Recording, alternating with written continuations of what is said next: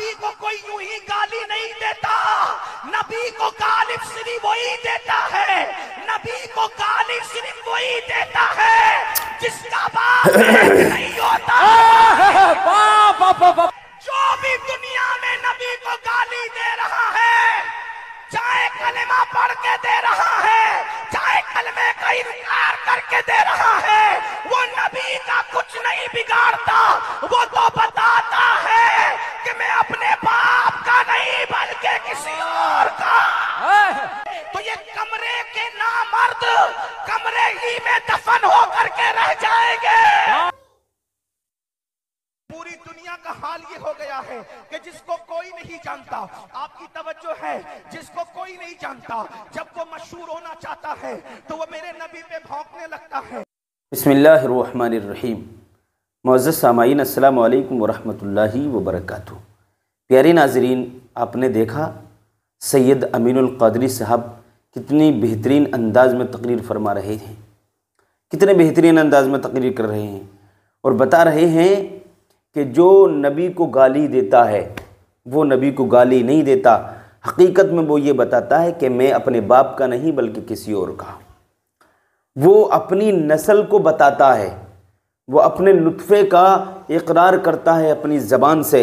नबी की शान में गुस्ताखी करके वो बताना चाहता है कि मैं हलाली नहीं हूँ बल्कि मैं हरामी हूँ, मैं अपने बाप का नहीं हूँ, मैं जायज़ औलाद नहीं हूँ, मैं नाजायज़ औलाद हूँ। तो मेरे भाइयों, ये जो कमरे में बैठकर कमरे के नामर्द जो नबी की शान में भौंकते हैं, बकवास करते हैं, ये दरिंदे, ये शैतान लईन, ये इब्लीस, ये इंसान नहीं है, ये हलाली नहीं है, ये अपने बाप की जायज़ औलाद नहीं है, बल्कि ये बताना ये चाहते हैं कि हम अपने बाप से पैदा नहीं हैं बल्कि हमारा बाप कोई और है, हम नाजायज़ बाप की औलाद हैं, हम हलाली नहीं है बल्कि हम हरामी हैं।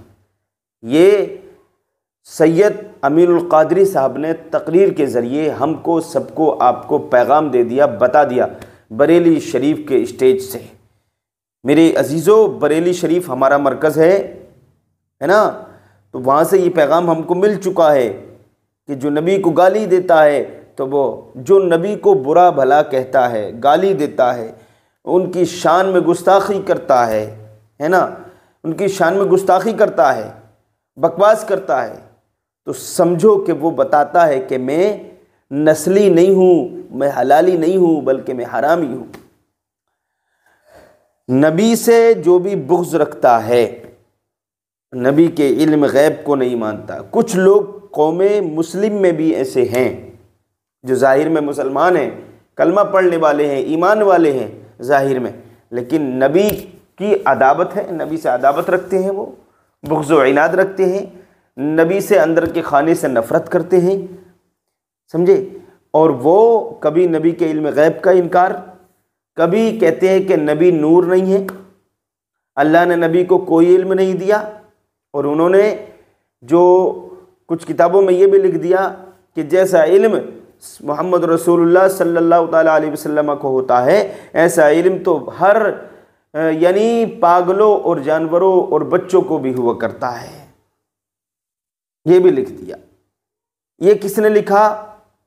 ये लिखा अशरफ अली थानवी ने हिफ्जुल ईमान के अंदर सफ़ा नंबर 8 पर ये इबारत मौजूद है। अगर आपको यकीन न हो तो आप जाकर के देख लें। सफ़ा नंबर 8, किताब का नाम हिफ्जुल ईमान, लिखने वाला राइटर इसका है अशरफ अली थानवी।